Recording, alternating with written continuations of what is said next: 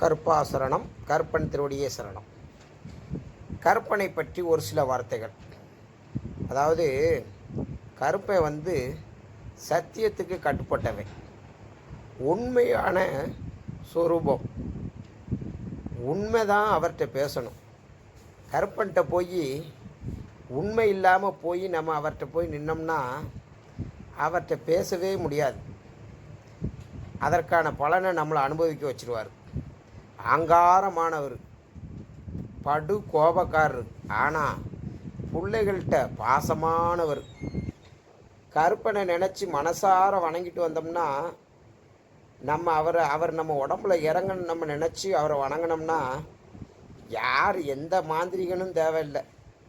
கருப்பன் தன்னறியாமல் நம்ம உடம்புல இறங்குவார். அவர் எப்படா என் புள்ள கூப்பிடுவான் அப்படின்னு சொல்லி காத்துக்கிட்டு இருக்கிறவர் தான் கருப்பை. அந்த கருப்பனை மனசார வணங்கணும். அவர் எனக்கு அதை கொடு இதை கொடு அப்படின்லாம் பெருசாக எல்லாம் கேட்க மாட்டார். ஒரு பத்தி சூடம் பற்ற வச்சு ஒரு எலுமிச்சங்கனியை வச்சு, ஐயா கருப்பா என்கிட்ட இதுதான் இருக்குது ஏற்றுக்கோ ஐயா அப்படின்னு சொல்லி சொன்னாலே போதும், ஐயா அதை ஏற்றுக்குவார். நமக்கு எப்பவும் துணை நிற்பார். எங்கே அழைச்சாலும் நம்ம கூட வருவார். அந்த அளவுக்கு ஒரு உண்மையான தெய்வம் கருப்பன். கருப்பன் 21 கருப்பனாக இருக்காங்க. ஆனாலும் எல்லாம் 21 வகையான கருப்பம்னு சொன்னாலும் கருப்பனோட அம்சம் எல்லாம் ஒரே அம்சம்தான். இடத்துக்கு வேணால் மாறி இருக்கலாம், அவங்களோட வீர செயல்கள் வேணால் மாறி இருக்கலாம், ஆனால் கருப்பன்னா ஒரே ஒரு கருப்பன்தான். அந்த கருப்பனை மனசார வணங்குங்க. நீங்கள் எந்த கருப்பனை நினச்சி வணங்குறீங்களோ அந்த ரூபத்தில் ஐயா ஓடி வருவார். அழைச்ச உடனே ஓடி வர்ற அது ஒரே தெய்வம் அப்படின்னா, முதன்மையான தெய்வம் அப்படின்னு சொல்லி சொன்னோம்னா அது கருப்பன்தான். கோபக்காரர், ஆனால் நிதானமாக இருப்பார். ஐயா சுடலமாடை மாதிரி ரொம்ப கோவப்பட்டு ஆங்காரமானலாம் ஆடமாட்டார். ஆட்டம் பாட்டம் அப்படி இருந்தாலும் அதில் ஒரு நிதானத்தை கடைப்பிடிக்கிறதுல எங்கள் அப்பன் கருப்பன் மாதிரி யாராலையும் இருக்க முடியாது. தேடி பிடிச்சி தான் பிள்ளைகளை வாழ வைக்கிறதுல நம்ம ஐயா கருப்பனை விட வேறு யாருமே இல்லை. எல்லா தெய்வங்களுக்கும் காவக்காரனாக நம்ம ஐயா கருப்பன் நிற்பார். கருப்பனுக்கு காவக்காரன் கருப்பன் தான்.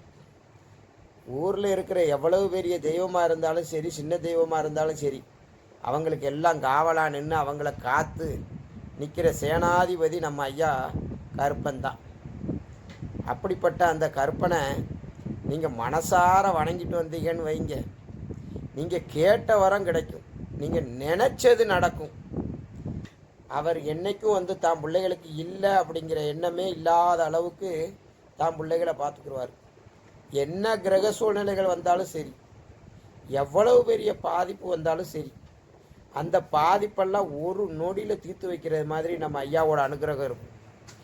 மிகப்பெரிய கிரக சூழ்நிலை அதனால் பாதிப்பு அடைஞ்சாலும் பெரிய லெவலுக்கு பாதிப்பு இல்லாமல் சின்ன லெவலுக்கு பாதிப்போடு காத்து கொடுக்கறதுல நம்ம கருப்பனை மிஞ்சின தெய்வம் யாருமே கிடையாது. உண்மையாக நேர்மையாக இருக்கிறவங்கள மட்டும்தான் கருப்பன் தேர்ந்தெடுப்பார். கருப்பன்கிட்ட நேர்மையான மனிதர்கள் மட்டும்தான் போய் அண்ட முடியும். எல்லாரும் அவரை மனசார வணங்கலாம், ஆனால் அவர் போய் நிற்கிற இடம் ஒரு உண்மை நேர்மையான மனிதர்களாக தான் இருக்கும். கருப்பன் அருளாடுற ஒவ்வொரு அருளாடியும் ஒரு உண்மையான மனுஷங்களாக இருப்பாங்க. அந்த அளவுக்கு தேர்ந்தெடுக்கிறதுல நம்ம ஐயா மிகப்பெரிய ஒரு சூசுமத்தோடு இருப்பார். நம்ம 18ஆம் படி கருப்பை, 21 கருப்பனுக்கும் பெரிய கருப்பன்னு சொல்லுவாங்க. ஆனாலும் அந்த கருப்பை எல்லா இடத்துலையும் மருவி வருவார். கருப்பனுங்களுக்கெல்லாம் தலைமையாக இருந்தாலும் அண்ணனாக இருந்தாலும் அந்த 18ஆம் படியாக என்ன அழகுமலை கண்ணனுக்கு காவலாகவே நிற்கிறவர். 21 பந்தி தெய்வங்களும் 21 கருப்பன்களும் 21 குணாதிசயத்தோடு இருப்பாங்க. இந்த 21 பேரும் பல இடங்களில் பேர் மருவி என்ன லட்சக்கணக்கான கருப்பனாக இன்றைக்கி இருக்கிறாங்க. இன்றைக்கி இந்தியா மட்டுமல்ல, உலகில் இருக்கிற எத்தனையோ நாடுகளில் கருப்பன் வழிபாடு இருக்குது. இது உங்கள் எல்லாருக்கும் தெரியும். கருப்பனை மனதார வணங்கிட்டு வாங்க. செல்வ செழிப்பில் இருந்து நேர்மையான வாழ்க்கை எல்லாம் இருக்கும். கருப்பனை வணங்குறவங்களுக்கு கர்ம பலன் கர்மாவனால் ஏற்படுற பாதிப்பு ரொம்ப கம்மியாக தான் இருக்கும். அது எவ்வளவு அவரோட கால் தூசி அளவுக்கு தான் நம்மளை பாதிக்கும். அப்படி என்ன பாதிப்பாக இருந்தாலும் ஐயா கருப்பன் நம்மளை காத்து கொடுத்துருவார். என்ன கருப்பனை மனசார வணங்குங்க. எத்தனை குலதெய்வம் இருந்தாலும் அந்த குலதெய்வத்தையும் காத்து கொடுக்கறது ஐயா கருப்பன் தான். அதனால் உங்களோட குலதெய்வத்தை வணங்குறதோடு சேர்த்து ஐயா கருப்பனையும் மனதார வணங்கிட்டு வாங்க. எந்த தெய்வத்தை வணங்கினாலும் உங்கள் குலதெய்வத்தை வணங்கினாலும் அவரோட சேர்த்து கருப்பனையும் வணங்குங்க. எங்கே போனாலும் எந்த கோயில் அம்மன் கோயிலாக இருந்தாலும் சரி, பெரிய ஐயா கோயிலாக இருந்தாலும் சரி, எல்லா இடத்துலையும் கருப்பன் வழிபாடு இருக்குது. கருப்பனை கண்டிப்பாக வணங்குவாங்க.